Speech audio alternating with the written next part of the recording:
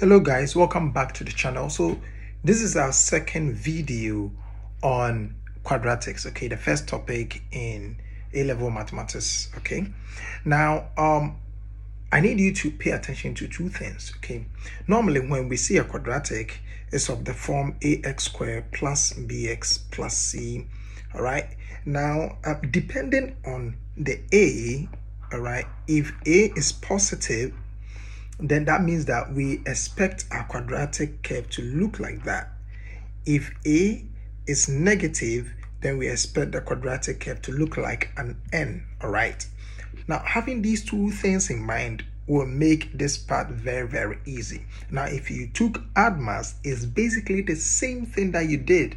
That's what we are coming to repeat yourself in P1, but maybe you've forgotten. No problem, let's revise together. All right, so let's say that you've been given this question. Let's call it question number 1. It says solve the inequality.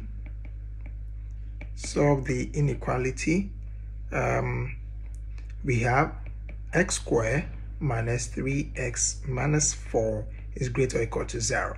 So let's say you have this inequality, okay, and you want to solve it. Now the first thing that you want to do is to rewrite the question, okay, like this, and then you factorize this. You remember from the previous video how to solve quadratic through factorization. Yeah, so you can, if you have not solved watched that video, then check in the description, is there, you can watch it. So when you factorize, you get something like this. All right, is equal to 0. Now we say that our critical values, okay, are x is equal to -1 and then x is equal to 4. All right, so these are what we call critical values. All right, so what you have to do is to just get something like this. Now if you look at this thing here, the coefficient here is 1, and that's positive, so your curve is going to look like that. All right, and then your -1 is here, and then your 4 is there. Now pay attention to the inequality sign they gave us. They said it's greater than 0, so that means that it is above the x-axis, and if it's above the x-axis, then we are talking about this particular region here and then there. Okay, so if you take the 1, for example, the -1, that means that x, you see, if you want to go to this part, then it means you should be going back, okay, to the left of -1. So x is less or equal to -1. Or if you take the 4, all right, you should be going to the right of the 4, and that means x is greater or equal to 4. So this is how we solve this inequality. You will need to sketch to know what you are doing. Always sketch, that is compulsory. All right, let's look at question number 2. Right, so now let's talk about this question number 2. We have 6x plus x minus x squared is greater than 0.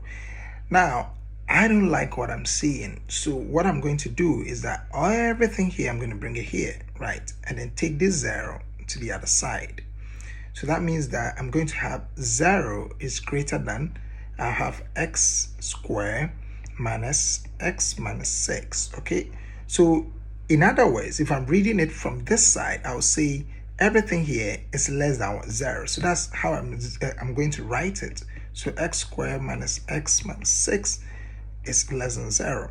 And now when you put this thing on the calculator, you are going to get x is equal to 3, and then x is equal to -2. So that means you have x minus 3 and then x plus 2. Okay, so we have x minus 3 and then we have x plus 2 is less than 0.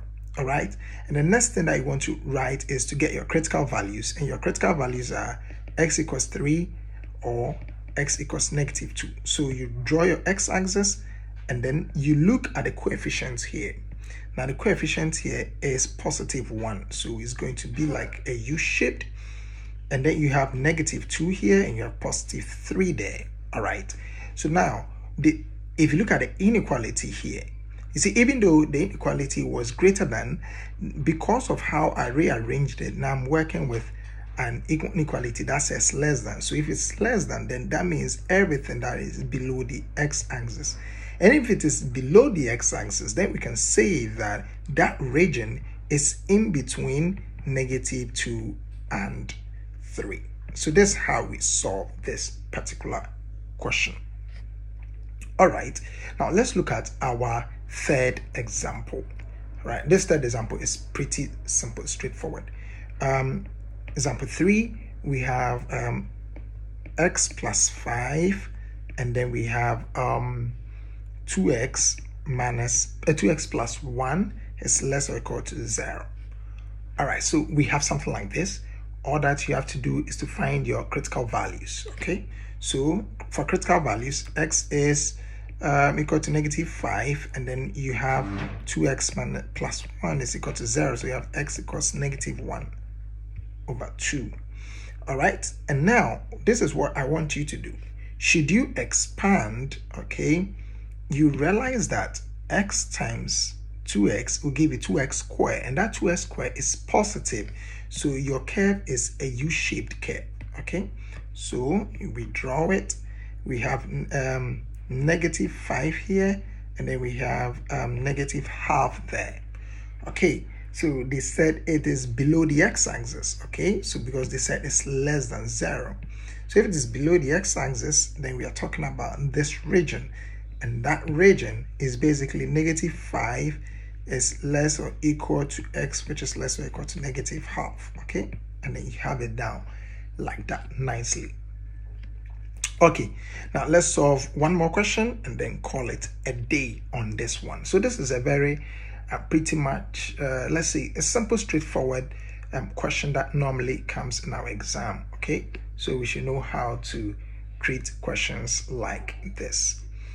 All right, so let's consider this one. What if we are given this? X plus 5 all square is greater than 1.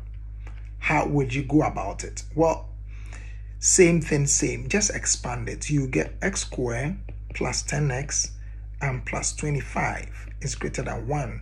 Move the 1, so you have x squared plus 10x plus 24 is greater than 0. Okay. Now, since the x squared is positive, you are going to deal with something like that. And then you need to also factorize this thing nicely. So just put it on a calculator, basically. So you have 1, 10, 24. Calculator says x is -4, and then x is -6. So that basically means x plus 4, x plus 6. Okay. Now your critical values are x equals -4, x equals -6. Put this thing on a calculator, you have -6, you have -4. And now they said it's greater, right? It's greater, so that means it's above the x-axis. So you are here, you are there. So if you are at -6 and you want to go above the x-axis, then you should be going back. So that means x is less than -6. Or if you are at -4, then you should be going to the right side. So x is greater than -4. Okay, so this is how we solve quadratic inequalities. All right, so keep this in mind. Now the third subtopic and quadratic is what we call the method of completing the square, and it's something that you did in Add Maths that we will talk a little bit about it in A-level Maths. Okay, so look forward to that particular video. It's coming up soon. Bye for now.